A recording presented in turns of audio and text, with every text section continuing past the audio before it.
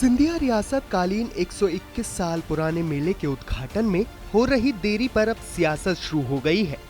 एक और जहां प्रशासनिक अधिकारी मेले के औपचारिक उद्घाटन की डेट और आरटीओ टैक्स की छूट संबंधित निर्देश का इंतजार कर रहे हैं, तो दूसरी ओर कांग्रेस भव्य मेले के खत्म हो रहे वैभव को लेकर सवाल खड़े कर रही है। हालांकि मेले की इस दुर्दशा पर बीजेपी के नेता भी कांग्रेस की तरह ही सवाल खड़े कर रहे हैं, लेकिन ऐतिहासिक व्यापार मेले की व्यवस्थाओं को लेकर बीते साल से कोई प्रयास नहीं किया जा रहा है। खास बात यह है कि एक जमाने में जिस व्यापार की शुरुआत पशु मेले से हुई थी, इस साल आयोजक उसे ही भूल गए हैं। यही कारण है कि अब व्यापार मेला परिसर का दायरा छोटा होता जा रहा है। फिलहाल मेला प्रशासनिक अधिकारियों की देखरेख में है। मध्य प्रदेश ही नहीं बल्कि देश भर में लोकप्रिय ग्वालियर व्यापार मेला सियासत की भेंट चढ़ गया है। आलम यह है कि जिस मेले को निर्धारित तारीख 25 दिसंबर से शुरू हो जाना था, वो नेताओं की आपसी खींचतान की वजह से पूर्ण रूप से प्रारंभ नहीं हो सका है। ग्वालियर व्यापार मेले की इस दुर्दशा को लेकर कांग्रेस सवाल उठा रही है। कांग्रेस का आरोप है कि बीजेपी के लोग ग्वालियर की सांस्कृतिक विरासत ऐतिहासिक मेले को खत्म करना चाहती है। जो प्रसिद्धि थी वो लगातार बढ़ रही थी और इसमें एक बहुत बड़ा कारण था आरटीओ का जो टैक्स होता है। गाड़ी लोग खरीदते हैं, कार खरीदते हैं, तो जो कांग्रेस की सरकारें रही हैं वो 50% तक वहां छूट देती थी। कमलनाथ सरकार थी, उन्होंने भी 50% की छूट दी। शिवराज सिंह जी जब 2018 के पहले तक मुख्यमंत्री थे तो उन्होंने छूट देना बंद कर दी थी। तो मेले का जो वैभव था लगातार कम होता जा रहा था। अभी मेला 20 तारीख से शुरू होना था, नहीं हुआ। 25 से शुरू होना था, नहीं हुआ। 25 दिसंबर से शुरू होना था, नहीं हो पाया। आपस में भारतीय जनता पार्टी में इतनी खींचतान चल रही है कि विधिवत रूप से मेले का इनॉग्रेशन ही नहीं हो पाया। दुकानें अधूरी पड़ी हुई हैं, आरटीओ टैक्स पर छूट नहीं दी गई है, कार मोटरसाइकिल वाले दुकानदार परेशान हैं, और जो एक बेसिक सुविधाएं होती है सैलानियों के लिए, जो लोग घूमने जाते हैं, बेसिक सुविधाएं भी वहां नहीं दी गई है।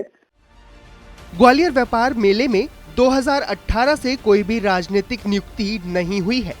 कमलनाथ सरकार के दौरान यहां मेले में राजनीतिक नियुक्तियां हुई थीं, लेकिन कमलनाथ की सरकार गिरने के बाद से ही मेले में अध्यक्ष, उपाध्यक्ष सहित अन्य पदों के लिए नियुक्ति शासन स्तर पर लटकी हुई है। ऐसे में प्रशासनिक अधिकारियों के देखरेख में मेले का पूरा आयोजन किया जा रहा है।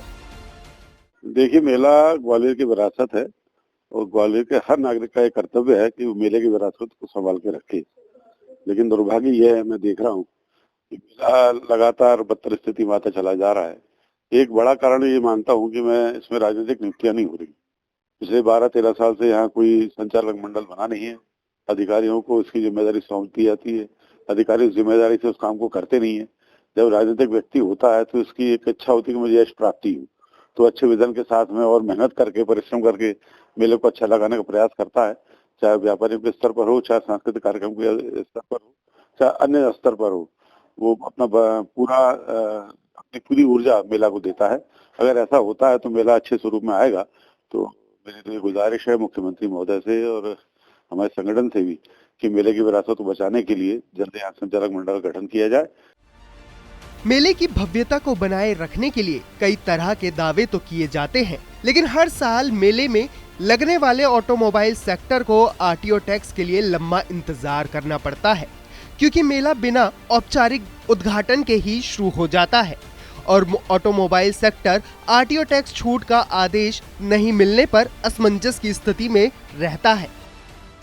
हमारा जो मेला लगा हुआ है उसको आयुक्त महोदय बड़ा रेगुलर मॉनिटरिंग कर रहे हैं और वो शासन में कांस्टेंट कन्वर्सेशन में भी हैं। तो जैसे ही हमको छूट के संबंधी में आदेश प्राप्त होगा, आप सभी के साथ में शेयर करेंगे।